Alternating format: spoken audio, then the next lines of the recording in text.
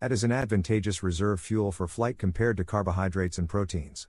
A unit of fat provides as much energy as an equivalent amount of carbohydrates and proteins combined. For instance, 1 gram of fat provides approximately 9,300 calories, while the same amount of carbohydrates yields only 4,200 calories, and 1 gram of protein offers only 4,100 calories. Normal conditions do not suggest the utilization of protein as a fuel source for muscular work in pigeons, except in extreme cases where fat and carbohydrate reserves are completely depleted. To further support the claim that fat is the major fuel for racing, experimental studies on the muscles of racing pigeons have shown significant findings. After just 30 minutes of muscular activity, the amount of fat circulating in the bloodstream of exercising birds increases by nearly 18% compared to non-exercised birds. Additionally, the amount of fat in the major pectoral muscles of exercised birds increases by 25 to 40%, and in the liver by almost 30%. Interestingly, the amount of fat in body fat depots located under the skin and within the abdomen decreases by approximately 25% during exercise. These observations indicate that fat from various body depots is mobilized and transported via the bloodstream to the liver and working muscles as a necessary fuel for muscle activity during flight.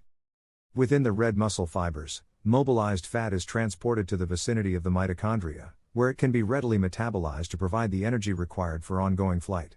The breast muscles, which contain an extensive network of tiny blood vessels surrounding each fiber, serve multiple purposes.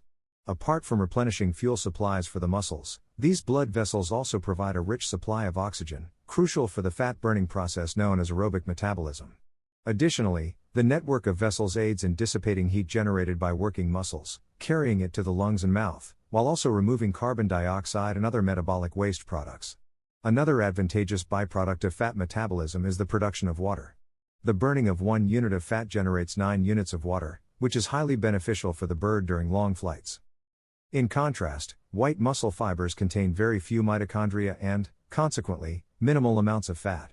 Instead, the primary fuel for white fibers is glycogen, which appears as dark granules under electron microscopy.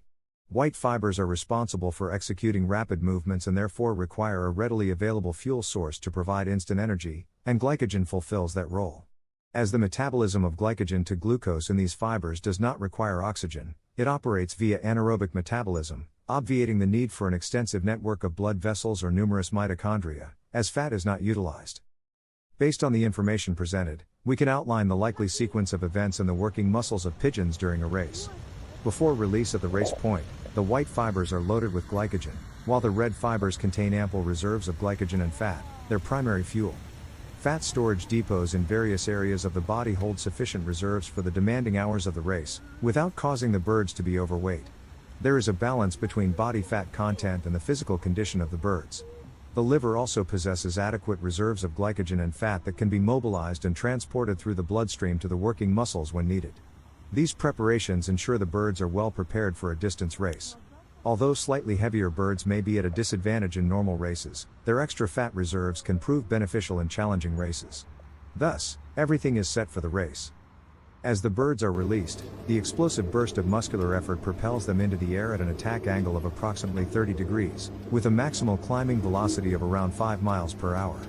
Their wings beat an average of 9.4 times per second, creating a figure-8 pattern with the body as they sweep through an angle of 142 degrees in one beat. The power of the breast muscles is immense, with one of the major pectoral muscles capable of exerting a force roughly 10 times the weight of the bird. The downstroke occupies about 1/3 of each beat, while the upstroke takes up about 2/3. The launch requires tremendous explosive power, and although the white fibers alone are typically responsible for this action, they constitute only 6% of the total fibers in the breast muscles. It is unlikely that only 6% of the fibers could handle the substantial workload involved in such a powerful action. Therefore, it is highly probable that both red and white fibers cooperate, contracting rapidly to propel the birds upward, allowing them to gain height and reach their cruising speed. Experimental evidence has demonstrated that within minutes after release, all glycogen reserves in the white fibers of pigeons are completely depleted, causing their activity to cease temporarily due to fuel exhaustion. In fact, these experiments have revealed that glycogen stores in the white fibers are entirely depleted within the first 10 minutes of exertion. As the birds reach their cruising speed, the number of wing beats per second decreases from the initial explosive rate of 9.4 to approximately 5.5 beats per second.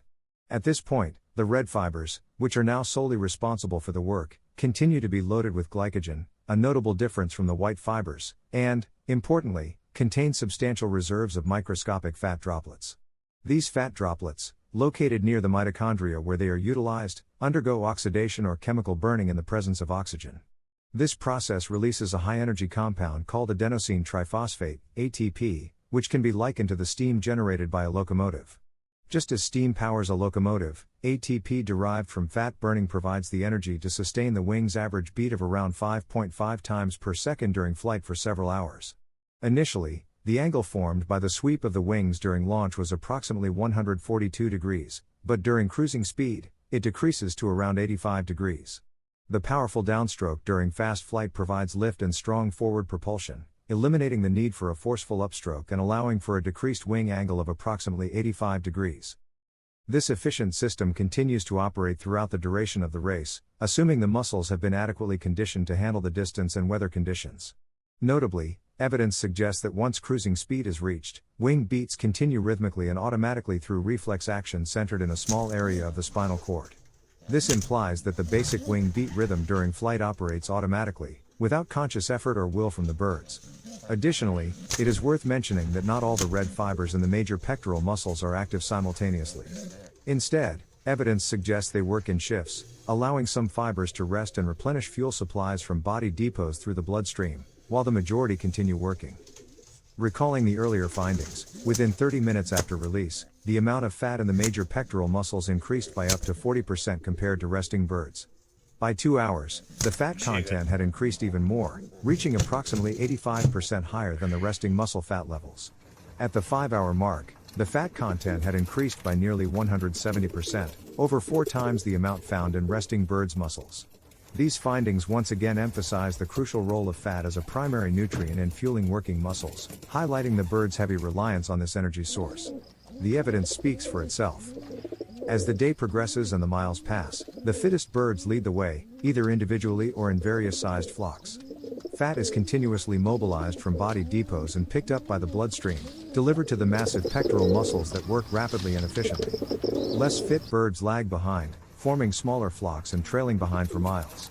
The hours spent in flight will take their toll, and it is inevitable that some birds will not make it home before nightfall.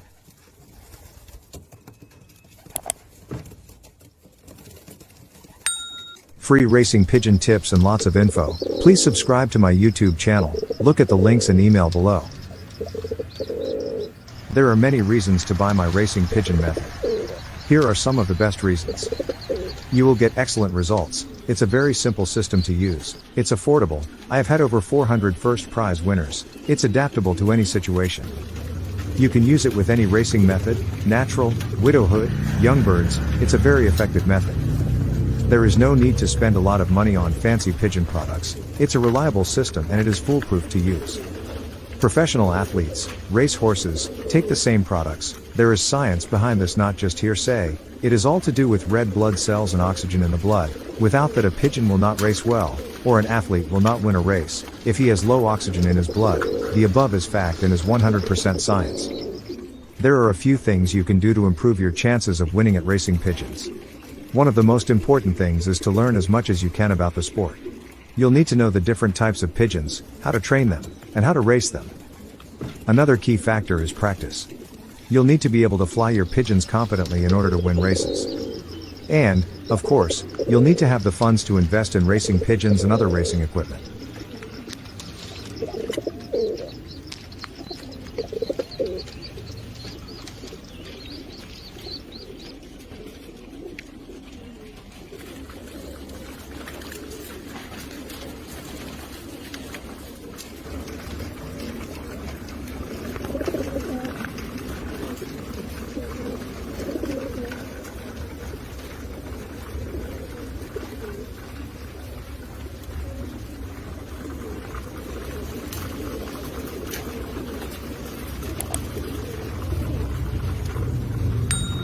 Free racing pigeon tips and lots of info. Please subscribe to my YouTube channel, look at the links and email below. There are many reasons to buy my racing pigeon method. Here are some of the best reasons. You will get excellent results. It's a very simple system to use, it's affordable, I have had over 400 first prize winners, it's adaptable to any situation. You can use it with any racing method, natural, widowhood, young birds, it's a very effective method. There is no need to spend a lot of money on fancy Pigeon products, it's a reliable system and it is foolproof to use. Professional athletes, race horses, take the same products, there is science behind this, not just hearsay, it is all to do with red blood cells and oxygen in the blood, without that a pigeon will not race well, or an athlete will not win a race, if he has low oxygen in his blood, the above is fact and is 100% science. There are a few things you can do to improve your chances of winning at racing pigeons. One of the most important things is to learn as much as you can about the sport. You'll need to know the different types of pigeons, how to train them, and how to race them. Another key factor is practice. You'll need to be able to fly your pigeons competently in order to win races. And, of course, you'll need to have the funds to invest in racing pigeons and other racing equipment.